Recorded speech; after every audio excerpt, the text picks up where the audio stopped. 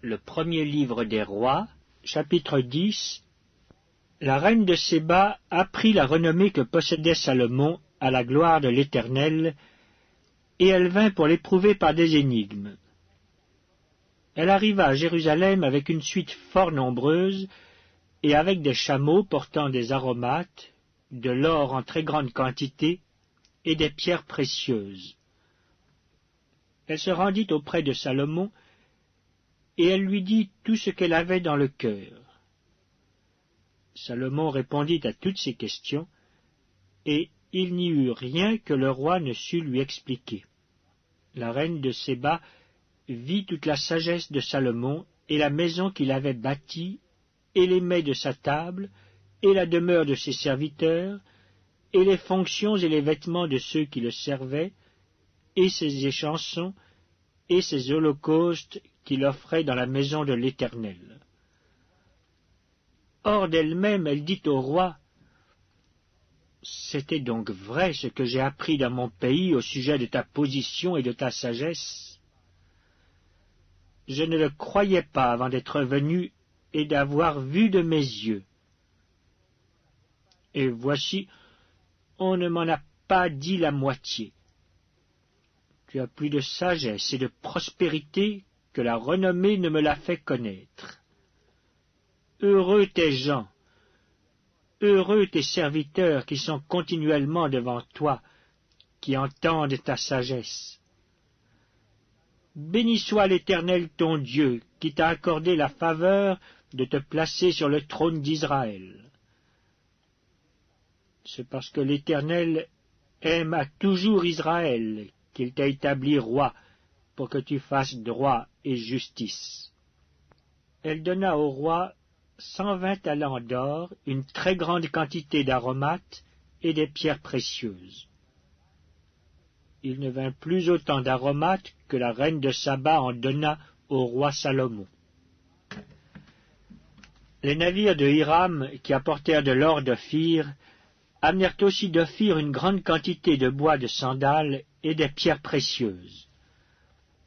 Le roi fit avec le bois de sandal des balustrades pour la maison de l'Éternel et pour la maison du roi, et des harpes et des luths pour les chantres. Il ne vint plus de ce bois de sandal, et on n'en a plus vu jusqu'à ce jour. Le roi Salomon donna à la reine de Séba tout ce qu'elle désira, ce qu'elle demanda, et lui fit en outre des présents dignes d'un roi tel que Salomon. Puis elle s'en retourna et alla dans son pays, elle et ses serviteurs. Le poids de l'or qui arrivait à Salomon chaque année était de 666 talents d'or, outre ce qu'il retirait des négociants et du trafic des marchands, de tous les rois d'Arabie et des gouverneurs du pays.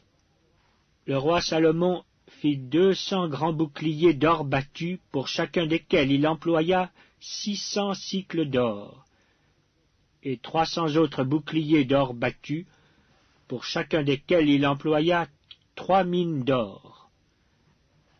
Et le roi les mit dans la maison de la forêt du Liban. Le roi fit un grand trône d'ivoire et le couvrit d'or pur. Ce trône avait 6 degrés, et la partie supérieure en était arrondie par derrière.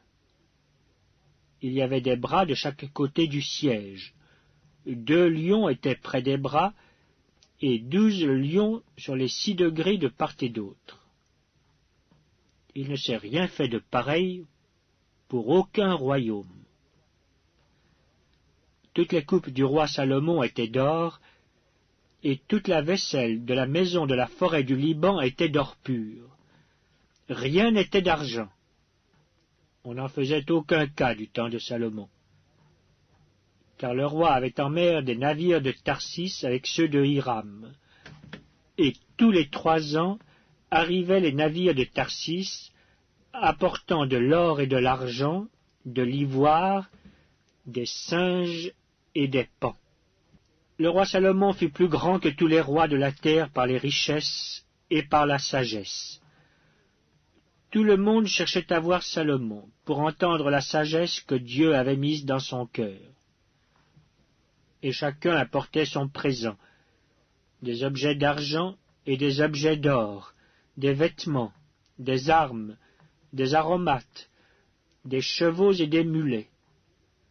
Et il en était ainsi chaque année. Salomon rassembla des chars et de la cavalerie.